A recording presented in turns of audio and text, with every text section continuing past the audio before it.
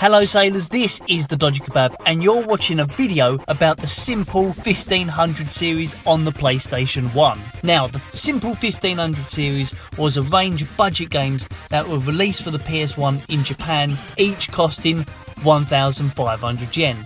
There are other lines in the Simple series like Utility Software, a Hello Kitty line of games and many others, but in this video we'll just be looking at a few of the games in the original lineup. Now, you could describe these games as the first PlayStation indie titles as they are produced by small software houses. You could also describe most of these games as crap, as you had such masterpieces as Pachinko, some really awful puzzle games, but some of these are actually pretty good. Anyway, unlike many other YouTubers, I am not using PC emulation for this video. These are the original discs, which have been ripped and installed onto my hacked 2006 original launch Japanese 60GB PS3. We begin with The Pro Wrestling, which has some absolutely glorious title screen music.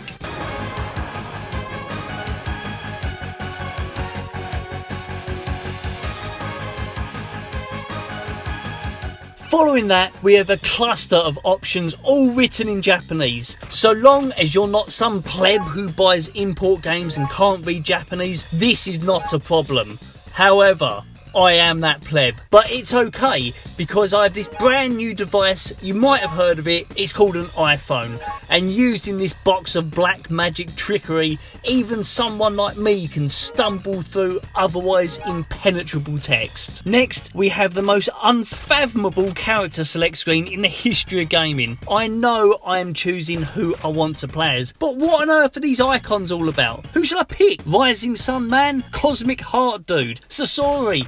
Actual Godzilla? Space Octopus? The Third Reich? Nintendogs? What we have here is a classic button masher, coupled with graphics that are better than expected, all running at an almost sexual frame rate. It actually plays like those old N64 WCW games from the late 90s, and I was always crap at those too. And you can tell this is from the late 90s, as there is a guy in the audience that is wearing a WWF shirt. Although I seriously doubt Vince McMahon gave the okay for these guys to use his logo. I'll try and get to the meat of this game, even though I was just awful at it. You have your basic attacks, a grapple, a run button, and that's about all I can get out of the joypad. On my first turn, I played as this masked character dude, and I got utterly demolished by this skinny guy in purple underwear. Just when I thought the match was turning around and I was on a roll, he just came back and ruined me. Once he got the 3 count over me, for some reason the crowd resembling people just turned into a mess of blocks. I tried again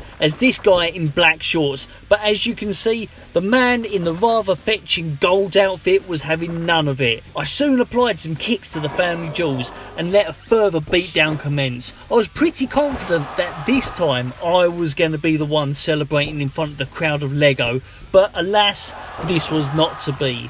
Goldman slaps caught his wind once more and laid the smack down.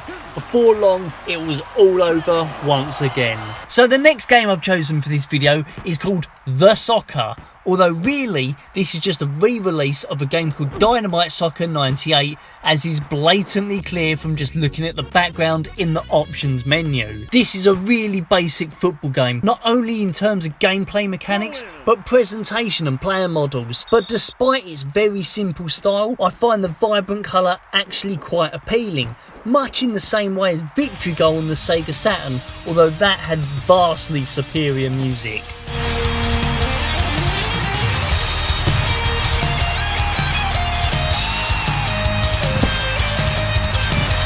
You can choose to play an exhibition match, something called the AMAX Cup, create a tournament, play against an all-star team. Although as this game doesn't seem to feature any official FIFA branding, I assume you're going to be playing against the likes of David Beecham, Lionel Messi and Pepe. If you do find yourself in the situation that you have literally got bored of every other video game in existence and only have Dynamite Soccer left to play, I'd imagine that you'd have a go at the exhibition mode before the inevitable crippling depression takes hold. Once into this mode, you'll be asked to choose which one of the world top footballing nations you would like to play as, or you can choose to play as America.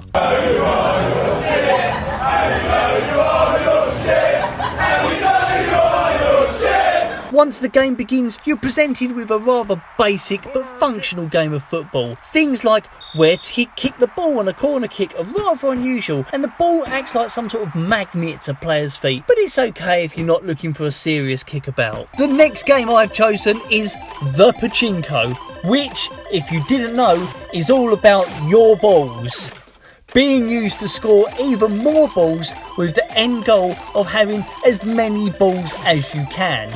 In Japan, they love Pachinko. Over there, you can swap the huge amount of balls you get for prizes. But in this video game, what can you swap your balls for? Nothing! Absolutely nothing!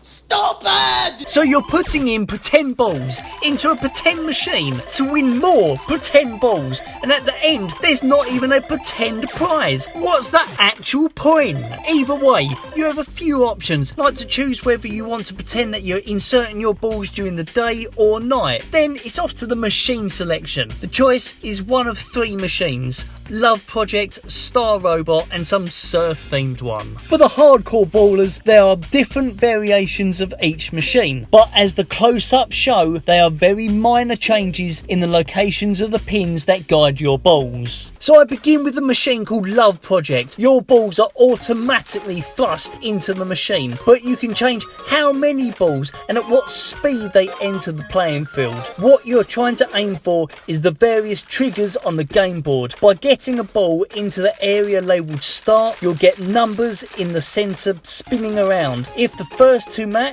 then the second part of this mini game will begin. Now, I'm not totally sure if the third number is random or is influenced by hitting other triggers on the playing field. I never managed to match 3 numbers, but I assume if you do, you just win a load of balls. This seems to be pretty much the entire game covered at this point. If you pick a different theme table like Star Robot, it's the same thing with a very similar fruit machine style minigame in its centre, which is activated in the same way as Love Project is. Although saying that, the weird surf theme table doesn't feature a fruit machine in its centre, but rather a guy that looks like he's just about to defecate and he's rather happy about it. On this table, you have to hit certain triggers that get these purple flippers moving. This will give you a chance to aim your balls at the centre for some sort of bonuses. Sorry if this all sounds very vague, but Pachinko makes no sense to me. If I'm handing over money to put my balls into a slot, I'm not thinking about Pachinko, I'm thinking about pinball. I'm not going to introduce the next game. Just watch the intro and see if you can work out what type of game it is by the end.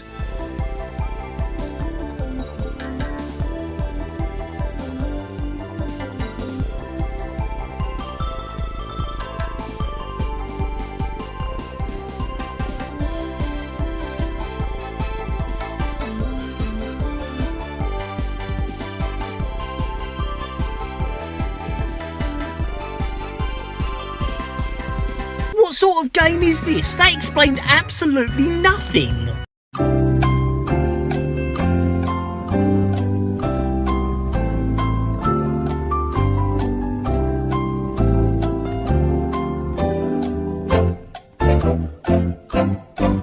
It's a puzzle game, and you can either be a yellow cat with a guitar or a pink cat brandishing a keytar. With that life-changing dilemma over with, it's on to the game, and it's your tried and tested match 3 of the same colour. It's like someone saw how well Puzzle Bobble was doing at the time and thought, how can we rip this off without being sued? So they turned the game on its side, introduced this ball launcher mechanic, and boom! Brand new game, just like that. So yeah, you use this launcher to change the trajectory and power behind each coloured ball that you launch, with the aim of getting 3 or more colours to touch each other. If you can cause one set of colours to disappear to lead to another group to disappear, you'll get combo points. You do actually get a sort of boss battle every so often, which means you have to get rid of a certain ball to win, and chances are that ball is buried under a load of others. The boss will climb the ramp towards you, so this acts like a timer to complete the level within the time it takes the boss to get you. This is the most average game ever made. It's not awful, it's not great either, it's just functional but not addictive. It's so bog standard and stock, you'd expect it to be a demo game included with one of those write your own video game programs. The final game I want to show you is very different though. This is called The Sniper. Let me run you through this. So it begins with a backstory of a guy called Harry C. Spencer who was in the fire department and would save people's lives. Then 2 years ago, Google Translator started making 0 sense and something was counterfeit in a warehouse he was training in. I'm guessing Harry got in the way of some gangsters or something because Google Translator is still not making any sense. There's someone called Claire and someone called Gloria and none of this matters. Look, Harry has a gun and now some dudes are going to get shot up. Harry hears a noise outside his rather basic apartment, but all he finds is a note. Then you get this rather jazzy intro.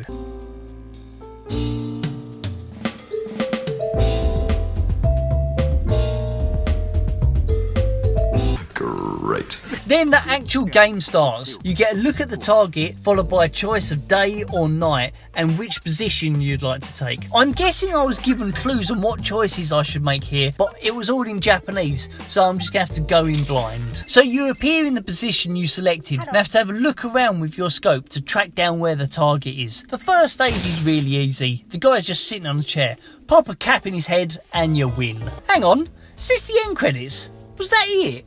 I know this game only costs 1500 yen, but even an arcade game lasts longer than that. Oh no, that's just how it ends the stage. You get a bit more story where Harry finds another note. Let's kill someone else. Hold on, why is it playing the intro again? This is milked. So now we have to kill this dude in a white suit, and the game makes it a little bit harder for us by having 2 NPCs that look like they might be the target. Luckily, I shot the correct one, and I'm blessed with seeing the jazzy outro again. Yeah, thanks. After a bit of story, with Harry not finding a note this time, yep, you guessed it, it's the bloody jazz intro again.